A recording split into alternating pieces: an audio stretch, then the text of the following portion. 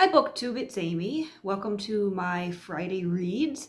As you can see, I am cozy in my corner here with my Christmas tree up beside me, and I don't know if you can see, but here's one of my ornaments, this little soldier on a horse, and we're lucky he's facing the right direction because he only has one arm, and that's how he came down to me, passed in the family. So I do have a couple of books to talk about here. Not books that I'm reading per se, but books I'm hoping to dive into this coming week. I did get a couple of new books in the mail, and I do intend to sit down and read, my latest issue of the London Review of Books.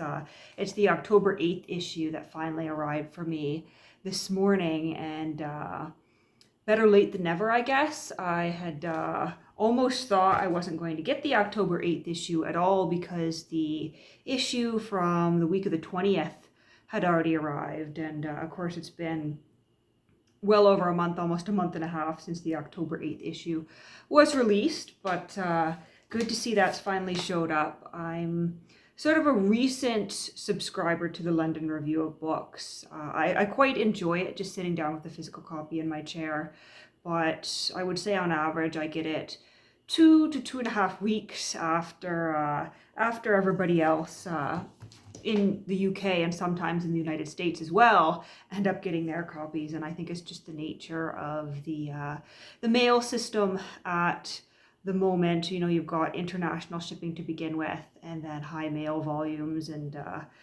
Canada Post is backlogged and whatnot. But glad to have that. Glad to finally get to read that October 8th edition. And then I have a joint biography of Simone de Beauvoir and Jean-Paul Sartre that I purchased as sort of an add-on item to a chaptered Indigo order that I placed.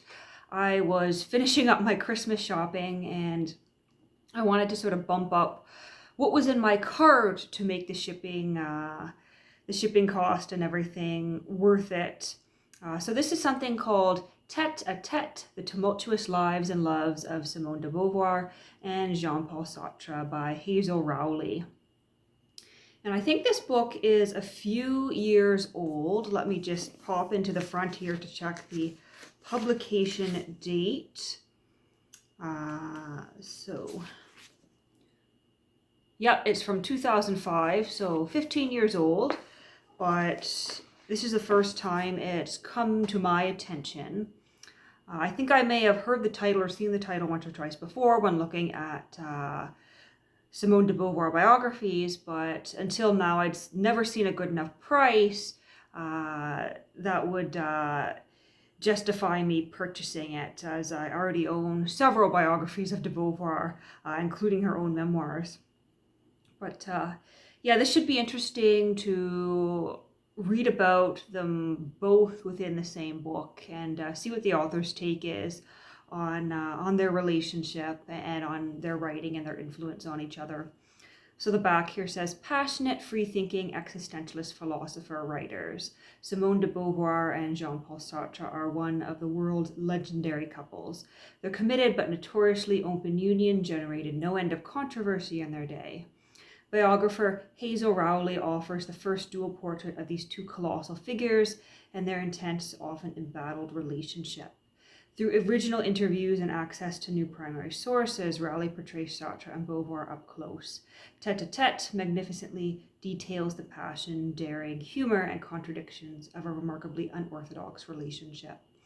And so, yeah, it should certainly be interesting to see a new take on de Beauvoir, but also on Sartre as well. And that's not the only book that I threw into this order when I was doing some Christmas shopping. I got this one for $19, which seemed like a pretty good price to me. I've seen some advertisements for it recently, but this is Paris on the Brink, the 1930s Paris of Jean Renoir, Salvador Dali, Simone de Beauvoir, André Gide, Sylvia Beach, Leon Bloom, and their friends. And this is by Mary McAuliffe. And I don't know much about what this book is going to be about, really. I've seen advertisements, I've seen the cover. It's really this subtitle that catches my eye, 1930s Paris, but on the back we've just got quotes and reviews, and there's really no synopsis anywhere to be found on the book. So I guess I will just dive in maybe over the weekend and see what it's all about, see if it was worth the $19 I paid for it. And I've got one more book here. This is something called Leading Without Authority: How the New Power of Co-Elevation Can Break Down Silos, Transform Teams, and Reinvent Collaboration by Keith Ferrazzi. And I ended up purchasing this one because I have a new boss at work who sort of rolled into town with a whole PowerPoint presentation introducing herself to the branch and talking about her work style. And she mentioned 3 books that she was reading at the moment. And so I thought it would be a good idea to pick up one of those books, one that looked the most interesting, and see what it's all about. And this is a release from 2020. So we'll see if there's anything of merit in here. Certainly always good to read about how to break down silos. So that's work related. The books I got, I did finish reading a book a couple of days ago that I did a review of that was called The Light of Scarthy by Egerton Castle. That one was quite entertaining, sort of a gothic Victorian romance from 1899. But other than that, I spent a good chunk of my weekend just watching TV and Netflix. My latest obsession is the show Criminal Minds. I actually discovered it recently because I had gotten into the original CSI, and through some social media accounts that were talking about CSI, I came across Criminal Minds, and some of the clips I saw on TikTok and YouTube caught my eye and led me to purchase that first season, which led to a bit of an obsession. When Criminal Minds first began to air back in 2005, 2006, I would have been certainly too young to be watching it, and somehow all 15 seasons of it passed me by without me ever tuning in.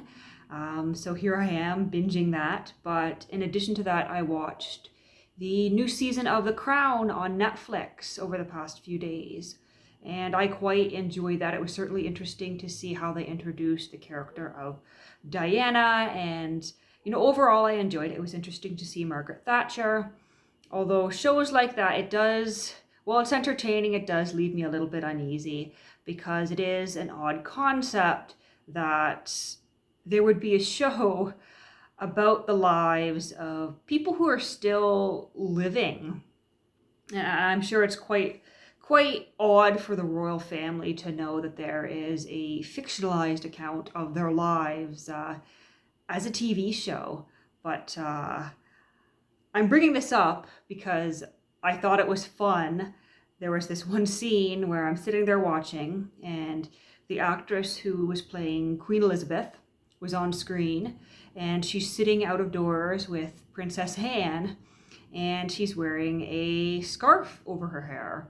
And I did a double take because I said, wait a minute, the Queen is wearing my scarf. And I turned around, and over the back of my chair, let me set down my wine here. Over the back of my reading chair, I have this scarf. And they decided to use it as a costume for Queen Elizabeth in the latest season of The Crown. And it's kind of funny because I'm pretty sure I bought this at H&M last year. And I bought it because it was pretty. I don't really know how to style a scarf effectively, so it's sort of been serving as a blanket / decorative piece on the back of my armchair. I like the way it looks there, but it was just really neat to suddenly see an item of clothing I own show up in a Netflix TV show.